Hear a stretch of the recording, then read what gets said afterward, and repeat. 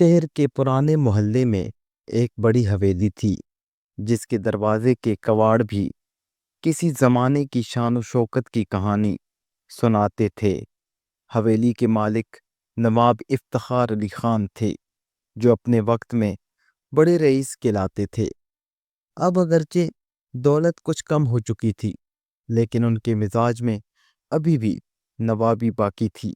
نواب صاحب کے گھر میں کئی نوکر تھے، مگر ان سب میں ایک نوکر سب سے منفرد تھا۔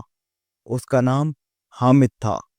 حامد شکل و صورت سے عام سا لڑکا لگتا تھا، لیکن اس کی آنکھوں میں ایسی ذہانت کی جھلک تھی کہ جو بھی اس سے دو باتیں کر لیتا فوراً محسوس کرتا کہ یہ عام نوکر نہیں، وہ بچپن سے یتیم ہو گیا تھا اور غربت کے ہاتھوں مجبور ہو کر نوکری کرنے پر آمادہ ہوا تھا، مگر فطرت نے اس کے دماغ میں غیر معمولی عقل رکھی تھی۔ جب حامد پہلی بار حویلی میں آیا تو محض برتن دھونے اور صحن کی صفائی کرنے کے لیے رکھا گیا تھا، مگر جلد ہی اس نے اپنی قابلیت دکھانی شروع کر دی۔ وہ گھر کے چھوٹے چھوٹے مسائل ایسے حل کرتا کہ بڑے سے بڑا نوکر بھی حیران رہ جاتا۔ کبھی پانی کی موٹر خراب ہو جاتی تو وہ خود مرمت کر لیتا، کبھی بجلی کے پنکھے میں مسئلہ ہو جاتا تو جھٹ سے کھول کر درست کر دیتا۔ نواب صاحب نے ایک دن دیکھا کہ باقی سب نوکر ایک خراب تالا کھلوانے کی کوشش کر رہے ہیں اور کوئی کامیاب نہیں ہو رہا۔ حامد نے آہستہ سے کہا، حضور اجازت دیں تو میں کوشش کروں، اور پھر نہایت مہارت سے چند منٹ میں تالا کھول دیا۔ اس دن کے بعد نواب صاحب کی نگاہ اس پر ٹک گئی۔ نواب صاحب کی اکلوتی بیٹی مہر النساء اکثر کتابیں پڑھتی رہتی تھی۔ ایک دن اس نے دیکھا کہ حامد جھاڑو دیتے ہوئے رک گیا ہے اور میز پر رکھی انگریزی کتاب کی طرف غور سے دیکھ رہا ہے۔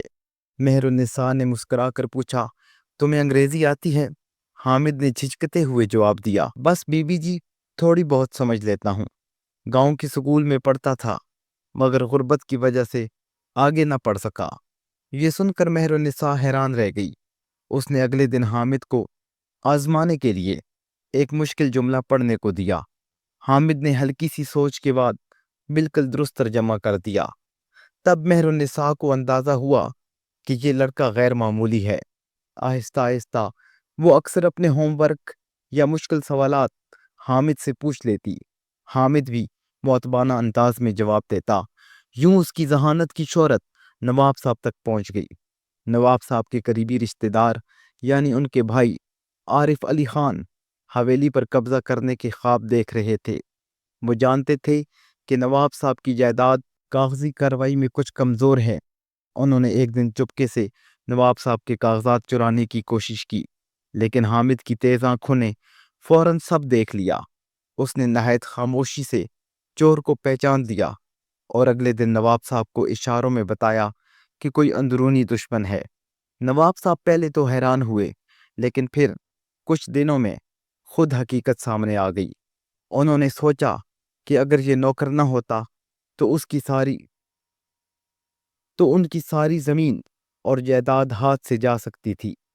وقت گزرتا گیا اور مہر النساء کو احساس ہونے لگا کہ حامد صرف ذہین ہی نہیں بلکہ کردار کا بھی سچا اور مضبوط ہے۔ اس کا ادب، عاجزی اور وفاداری دل کو چھو لیتی۔ وہ خود کو روک نہ پاتی کہ اکثر اس سے باتیں کرتی۔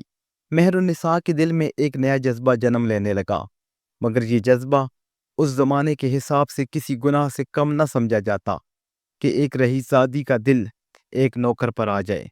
حامد کو بھی بی بی جی کے حسن اور شرافت نے اپنی گرفت میں لے لیا تھا، مگر وہ اپنے جذبات دل میں دبائے رکھتا۔